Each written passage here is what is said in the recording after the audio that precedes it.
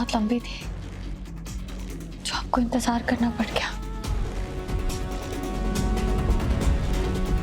वो लाइन अगर काफी किलोमीटर लंबी भी होती ना, तो भी मैं तुम्हारी एक झलक पाने के लिए दिन रात वहां खड़ा रहता रीत।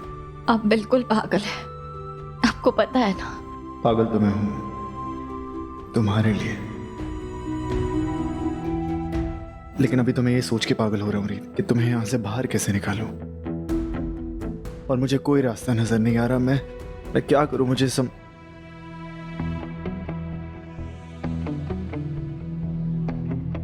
ये क्या था रीत? कुछ भी तो नहीं राघव।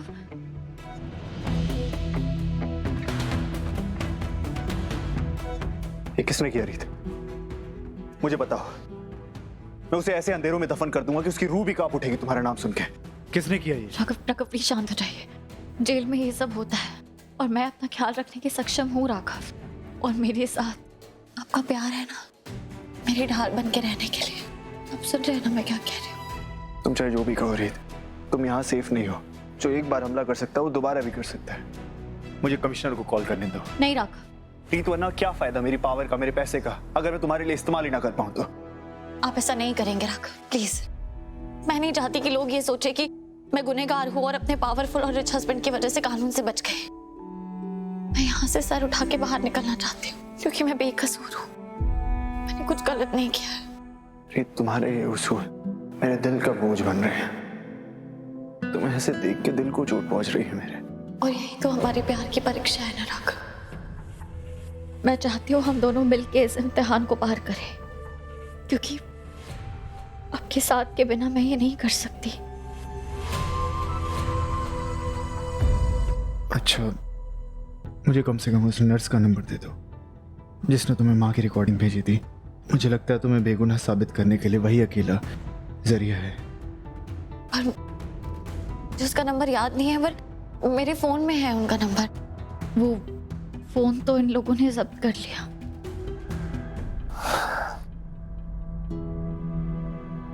ठीक है, मैं कुछ करता हूँ। Thank you Raghav, thank you कि आपने मुझे जेल से बाहर निकालने का कोई आसान रास्ता नहीं चुना। थैंक यू कि आपने मुझे मेरे उसूलों के साथ समझौता नहीं करने दिया, क्योंकि मैं जानती हूँ कि मेरी सच्चाई ही एक दिन मुझे यहाँ से आजाद करवाएगी।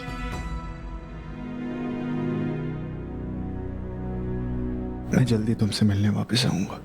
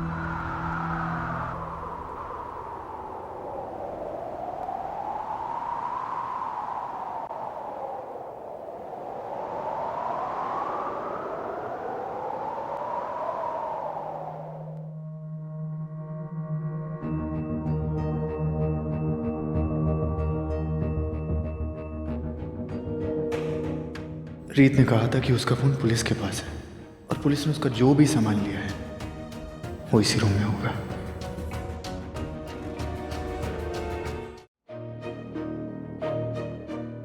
मुझे रीत का फोन देखने की ऐसी तो परमिशन नहीं मिलेगी।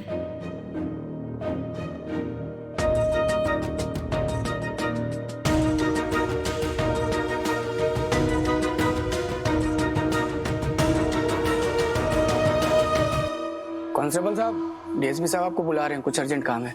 ठीक है, जल्दी से काम निपटा लीजिए। रीत का फोन यहीं कहीं होगा।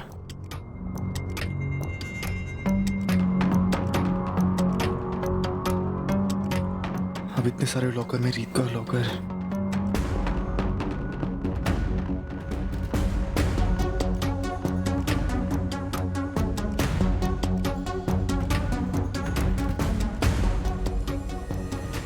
ए, कौन है? तुम्हारी हिम्मत कैसे हुई यहाँ आने की? राघव सर, आप जानते हैं मुझे? हाँ सर, मेरा बेटा आपकी कंपनी में काम करता है। मेरा नाम राज सक्सेना है। वैभव हमारे अकाउंट्स डिपार्टमेंट में काम करता है। जी सर, आपने मेरे बेटे को तब नौकरी दी थी जब कम मार्क्स की वजह से उसे कहीं नौकरी नहीं मिल रही थी। हम लोग हमेशा खाने के पहले आपका नाम लेते हैं सर। बहुत समझदार है आपका बेटा। जी सर, लेकिन आप यहाँ क्या कर रहे हैं? यहाँ आना किसी के लिए भी मना है। अगर किसी ने यहाँ आपको देख लिया तो? देखिए राजीव, मेरी बीवी पे झूठा इल्जाम लगाया गया है और वो यहाँ जेल में है। मुझे उसकी बेगुनाही साबित करने के लिए उसको मोबाइल चाहिए। बस 2 मिनट का काम है, प्लीज। ठीक है सर, लेकिन जल्दी कीजिएगा सर। 1 मिनट सर, दरवाजा बंद करके आया।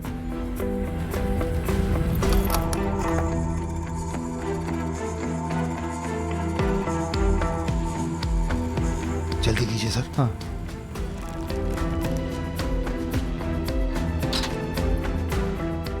Thank you, thank you.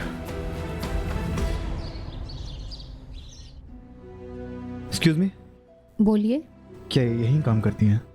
Actually इनका फ़ोन भी आउट ऑफ नेटवर्क आ रहा है। कहाँ मिलेंगी ये? ये रूम नंबर 3 में मिलेंगे आपको। नर्स, मैं राघव सूर्यवंशी, नीता जी का बेटा नीता चावला। हाँ जी, जानती हूँ मैं आपको। कहिए, क्या काम था मुझसे?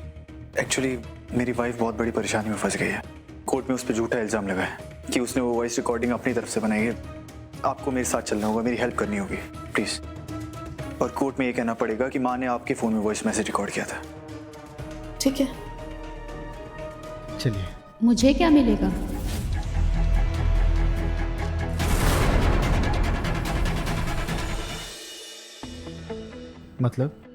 मतलब मैं ये जानना चाहती हूँ कि इसके बदले में मुझे क्या मिलेगा। आपके लिए इससे बड़ी बात क्या होगी कि किसी की ज़िंदगी बर्बाद होने से बच जाएगी। और आपने इंसानियत के नाते ही माँ की रिकॉर्डिंग रीत को दी थी ना। क्या सर, कौन सी दुनिया में है आप? मैंने रीत को किसी इंसानियत के नाते पे वो रिकॉर्डिंग नहीं दी थी, बल्कि रीत ने मुझे पैसे दिए थे ये दिखाने के लिए कि वो रिकॉर्डिंग मैंने उसे दी है। मैंने भी वो काम कर दिया क्योंकि अच्छे पैसे मिले थे, वरना मैं तो रीत को जानती भी नहीं। जितने पैसे मुझे मिले उतना काम मैंने कर दिया। अब अगर आपको एक्स्ट्रा काम करवाना है तो एक्स्ट्रा पैसे लगेंगे। झूठ झूठ बोल रही हैं आप। आपने माँ की रिकॉर्डिंग रीत को दी थी, उसने मुझे खुद बताया। क्या सर, अब तो कोर्ट में भी प्रूफ हो गया कि वो रिकॉर्डिंग झूठी है। आपकी पत्नी रीत ने झूठी रिकॉर्डिंग बनवाई थी। आप अभी भी वही कहानी लेके बैठे। ठीक है, मैं आपका काम कर दूंगी, पर क्या है ना, मेरे लिए भी रिस्क है क्योंकि एक झूठी रिकॉर्डिंग के साथ मेरा नाम जुड़ गया है और अगर दोबारा मैंने ऐसा कुछ किया तो मेरी नौकरी भी जा सकती है। तो पहले पैसे, फिर जितना मर्जी झूठ बुलवा लीजिए।